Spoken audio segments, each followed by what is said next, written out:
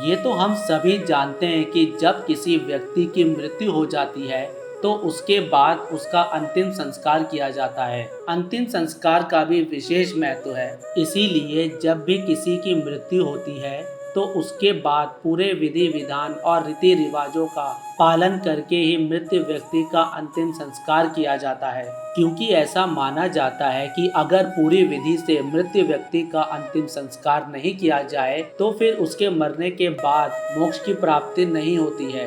यही नहीं, यह भी माना जाता है कि मरने के बाद व्यक्ति की आत्मा भटकती रहती है और उसे नया शरीर तब तक नहीं मिल पाता है जब तक उसका ठीक तरीके से श्राद्ध नहीं किया जाता है। हर धर्म में अंतिम संस्कार को लेकर अलग अलग मान्यता है।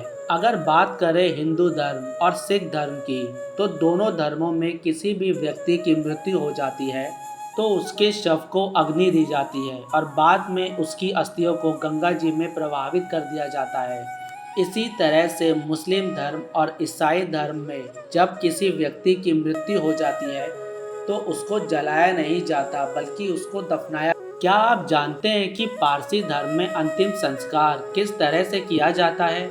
आगे इस वीडियो में हम आपको इसी के बारे में बताने जा रहे हैं। दरअसल पारसी धर्म में अंतिम संस्कार करने का जो तरीका है वो बाकी धर्मों से काफ़ी अलग है। पारसी धर्म के लोगों को भारत के बाहर जोरास्ट्रियन धर्म के नाम से भी जाना जाता है। जो लोग पारसी धर्म को मानते हैं वो लोग मृत शरीर को जलाते नहीं हैं बल्कि शवों को कौवों और गिद्धों का भोजन बना देते हैं। जब भी पारसी धर्म को मानने वाले किसी भी व्यक्ति की मौत हो जाती है तो उसके शव को उसके घर वाले और समाज उसे आसमान के हवाले कर देते हैं। इस धर्म में शव को ना तो जलाने की परंपरा है और ना ही शव को दफनाने का रिवाज है, बल्कि इस धर्म के लोग शव को ले जाकर टावर ऑफ साइलेंस नामक एक जगह पर छोड़ देते हैं। यहाँ पर मृत व्यक्ति का शव चील, कौवे और चील आदि के लिए भोजन के रूप में काम करता है। एक तरह से हम यह भी कह सकते हैं कि जो पारसी धर्म के लोगों का कब्रिस्तान होता है उसी को टावर ऑफ साइलेंस के नाम से जाना जाता है। इसका जो आकार है वह गोलाकार है। अगर भारत की बात करें तो भारत में मुंबई शहर के मालाबार हिल्स में एक टावर ऑफ लाइसेंस स्थित है। इसको मुंबई शहर का सबसे पॉश एरिया माना जाता है। यह जगह पूरी तरह से जंगलों के बीच बसी हुई है। लोगों का मानना है कि इसका निर्माण 19वीं शताब्दी के आसपास कहीं हुआ था। इसमें बस एक ही दरवाज़ा है जो कि लोहे का है। इस टावर का जो ऊपरी हिस्सा है वो खुला हुआ है और इसी हिस्से में शवों को रखा जाता है। ऐसा माना जाता है कि जो पारसी समुदाय के लोग हैं वो करीब 1000 वर्ष पहले भारत में आए थे। इस समुदाय के लोग पर्सिया से आए थे, इसीलिए इन्हें पारसी नाम दे दिया गया और ये पर्सिया से आकर भारत में बस गए। भारत में ज़्यादातर जो पारसी धर्म के लोग हैं वो मुंबई शहर में ही निवास करते हैं।